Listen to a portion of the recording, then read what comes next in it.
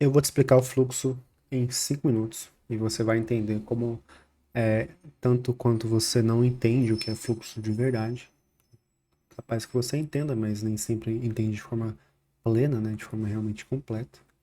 Assim como para quem quer aprender mais sobre o fluxo e chegar ao que ele realmente é, tá? Primeiramente, essa é a tela que eu uso. Essa tela tem as informações que eu preciso para tomar uma decisão, para construir um contexto de mercado. E aqui a gente já entra na primeira chave do fluxo de ordens, tá? Do tape reading, que é o quê? Formação de contexto de mercado. Por que fluxo não existe gatilho de entrada? Não existe essa questão de entrar quando isso acontece e entrar quando aquilo acontecer. Porque fluxo é uma formação de contexto. Então, quando eu tenho, por exemplo, eu fiz uma compra aqui nessa região aqui, ó. Se não me engano, foi aqui nesse quarto candle aqui, ó. Desse terceiro pro quarto candle. Eu peguei esse trade aqui, ó. Peguei ali 4, 5 pontos, se eu não me engano.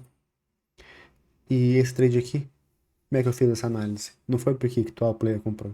Foi porque tal cara comprou, tal cara deixou de vender. Não. Eu construí o contexto desde desse candle aqui, da abertura, que a venda veio perdendo força. Então, aqui foi a primeira fase da construção do meu contexto. Primeira fase da construção do meu contexto. Aqui, para baixo dessa região, para baixo do 27 e 28, principalmente abaixo do fechamento, a venda perdia força com a UBS tentando puxar o preço para baixo. A UBS tentando realmente deslocar o preço para baixo. Porém, sem sucesso. Ela estava sozinha, sem parceria, sem frequência de agressão e sem volume para baixo do 28, mas principalmente sem parceria. Então, tô vendo como eu construo um contexto com base em todos esses dados. Com base nesses dados, eu vou tomar uma decisão que você vai ver como é que eu vou fazer. Então, a OBS vendia para baixo do 28, não tinha parceria. Se não tem parceria, mesmo ela com frequência de agressão, com volume de agressão, o preço acaba não deslocando para baixo, né? Porque ela tá sozinha, ninguém move o preço. Aí o preço vai, fica sambando um pouquinho. Aqui são 10 minutos, né? Esses dois candles são 10 minutos. E não movimenta para baixo do 28. Além disso, a gente tinha o player do BGC, que é comprado, o player da Morgan, o player da XP, que era comprado naquele período. Estavam absorvendo passivamente, ou seja, as ordens de venda que eram agredidas a mercado, a compra absorvia passivamente. Então, o cara batia no preço, batia o mercado no preço, e a compra pegava esses lotes na contraparte, ou seja, o preço não movimentava para baixo, a demanda por venda era menor do que a oferta, isso faz com que o preço não movimente para baixo, confirmando mais uma base do nosso contexto. Então, aqui nesse candle aqui, o preço estava no 28, ele voltou para cá, para a região do 30, 31, 32. E aqui, nesse candle, formou uma primeira fase da minha análise, confirmando que a compra realmente defende a região passivamente, né? E a venda perde força para baixo do fechamento. Então, se ele volta para cá, assim que ele voltou para cá, eu já tenho um contexto construído, que é o quê? Falta de liquidez, falta de parceria na venda para baixo do 28, assim como a defesa, o interesse de compra na região. E não deu outro. Ali, a UBS tentou vender de novo para baixo do 28, não conseguiu. Depois disso, a própria UBS comprou, com intenção de gerar lote, né, com intenção de realizar.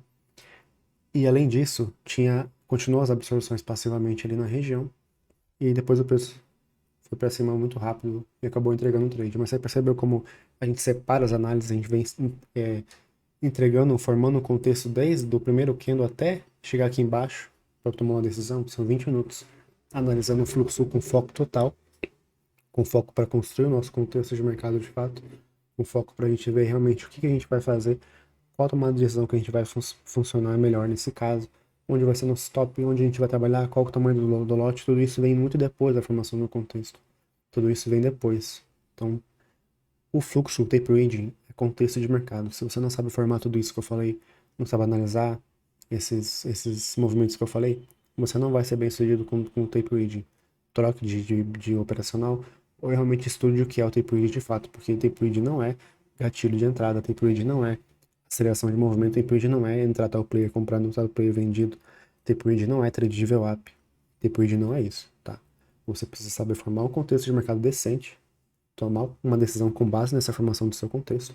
E se você não sabe o que é contexto de mercado, você precisa estudar mais, cara. Você precisa aprofundar no assunto, você precisa estudar realmente o que é ponta passiva, ponta ativa, agressão, defesa, parceria, frequência, volume, tudo isso você precisa entender, porque isso é uma base da formação do seu contexto. Se você não entende isso, dificilmente você vai ser bem sucedido. Uma dica que eu dou aqui pro final do vídeo, para você realmente conseguir formar um contexto de mercado decente, é você fazer o seguinte. Vou te mostrar. Você vai abrir um documento aí no seu Word, no seu LibreOffice que você usar e tanto faz. E você vai abrir um replay e você vai ficar pausando o replay e vai escrever o que você vê. Então, por exemplo, lá.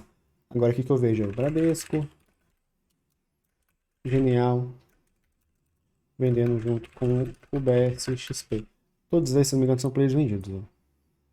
Então, o Bradesco é comprado, então o Bradesco está girando o lote para frente, né? Tá realizando. A Genial também é comprada, então ela está realizando. E o BS é vendida, XP também é vendida. Então, o que a gente sabe disso? BS e XP são vendidas de fato. Bradesco e Genial são comprados no vídeo. Então você vai escrevendo o que você está vendo. Dessa forma, você vai criar repertório na sua mente do que é a formação de contexto. Você vai começar a enxergar melhor os movimentos, enxergar melhor os detalhes de cada movimento. Isso vai te ajudar muito, muito, muito no longo prazo. É como se fosse um diário de trade, só que feito no replay. Com o tempo você vai conseguir enxergar todas essas coisas ao vivo. E daí você vai começar a deslanchar na sua análise de fluxo, certo? Tamo junto. Uma ótima tarde pra você. Eu tava sumido aqui porque eu tava fazendo outras coisas, né? O YouTube acabou ficando em segundo plano, mas agora eu vou voltar, tá? Tamo junto. Valeu, até a próxima.